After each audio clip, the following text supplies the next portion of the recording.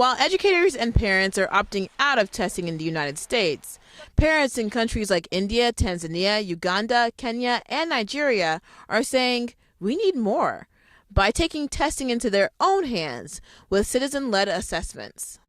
Pratham thought that there should be a simple assessment that is to be done by the citizens so that they understand what learning is and they measure it themselves and in the process empower themselves to demand for better education if they find any gaps there.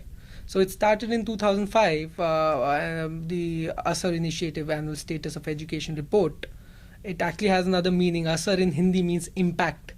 So it has a dual meaning to its name. And then from 2005, it has been done each year. These citizen-led assessments were initially not an easy sell, as enrollment rates in many of these countries had risen significantly for the first time, and the idea that children were now in school but not learning came as a bit of a shock. Earlier on, it was very difficult because people assumed that children were learning because they were going to school. So there was no one questioned that whether learning is possible or not, and learning was such a nuanced construct that people didn't know how to address the question. The question was not raised, and what was the answer, people didn't know.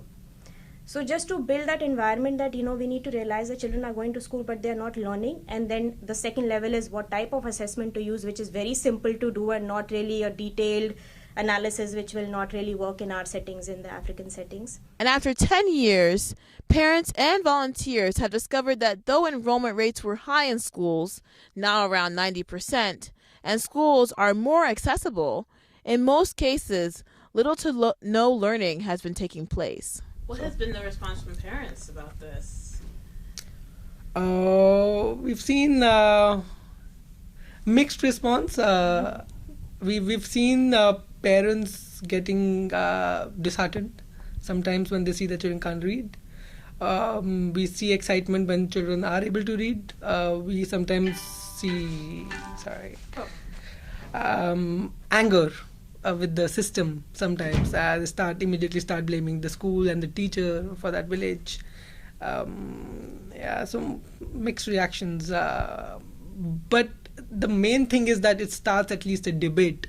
However, now that inputs like schools are in place and outputs like reading ability have been assessed, scholars in places like Teachers College and Columbia University are saying it's time for a diagnosis to be conducted in order for any real policy changes to be implemented. That if you really want, so this is great for diagnosing kind of prevalence, to say kids can't read or kids aren't doing this, but it's not collecting maybe the right data for you to know how to change it.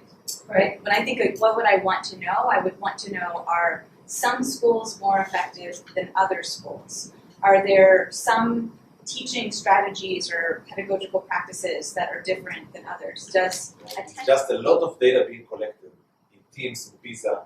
However, we have very little policy solutions from this data.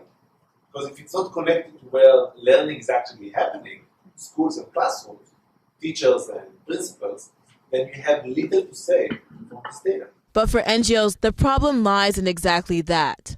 Some state officials in places like India have issued barriers to them conducting surveys in the classroom, making it hard to collect the data needed to understand why learning is not taking place. Government usually doesn't interfere much. Actually, they would interfere more if we go in the schools. Because in states like Maharashtra, we have seen it's a central state, that for that visit in the school, you don't get permission because the government has said that don't allow them in the schools. This barrier, in addition to funding, needed to go into schools with a possibly more complex survey, points to limitations in the citizen-led assessment model. However, the urgency to find a solution stays the same. Reporting from New York City, Jenny Abamu, IENN.